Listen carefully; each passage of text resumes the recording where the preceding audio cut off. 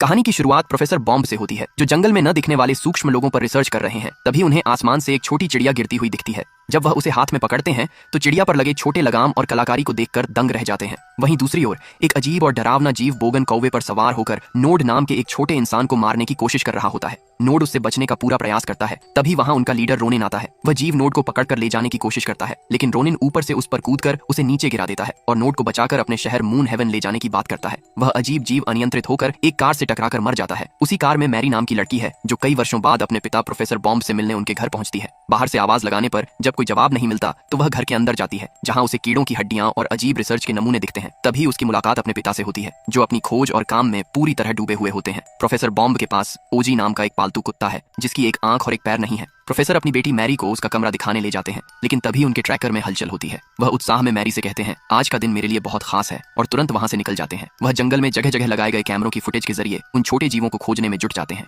वहीं जंगल के भीतर रोनिन अपने सैनिकों के साथ मून हेवन शहर में रानी तारा के पास पहुंचता है। वह रानी को सचेत करता है कि दुश्मन बोगन्स सीमा के भीतर घुस आए हैं और उन्हें आज के महत्वपूर्ण दिन पर रोकना ही होगा। दरअसल आज रानी के लिए एक नई कली चुनने का दिन है, जो आगे चलकर उनकी उत्तराधिकारी बनेगी। रानी के पास प्रकृति को नियंत्रित करने की जादुई शक्ति है, जिससे वह पूरे जंगल को जीवित और हरा भरा रखती है। दूसरी ओर बोगन्स के राजा मंड्रेक का बेटा डैगन अपने पिता के पास लौटता है और जानकारी देता है कि उसने उस गुप्त स्थान का पता लगा लिया है, जहां आज कली चुनने का उत्सव होने वाला है। मंड्रेक को जंगल की हरियाली से नफरत है और वह उसे एक कब्रिस्तान की तरह सड़ा हुआ बनाना चाहता है, ताकि वह वहां राज कर सके। वह अपनी विनाशकारी शक्तियों से पेड़ों को सुखा देता है और अपनी योजना बताता है कि अगर रानी बिना वारिस कली चुने मर गई तो जंगल का संतुलन बिगड़ जाएगा और बोगन्स का अंधेरा पूरे साम्राज्य पर छा जाएगा। लीफमैन के ठिकाने पर नोड पहुंचता है, जहां रोनिन उसे वापस टीम में शामिल होने और अपनी जिम्मेदारी समझने को कहता है, लेकिन नोड विद्रोही स्वभाव दिखाते हुए कहता है कि वह अब बड़ा हो चुका है, उसे किसी की बंदिशों में नहीं रहना। यह कहकर वह वहां से चला जाता है। इसके बाद रोनिन अपनी सेना को पक्षियों पर सवार होकर उड़ान भरने का आदेश देता है, ताकि वे रानी की सुरक्षा कर सकें, जो अपने रथ में सवार होकर कली चुनने के उत्सव की ओर बढ़ रही है। दूसरी तरफ मैरी अपने पिता प्रोफेसर बॉम्ब को ढूंढते हुए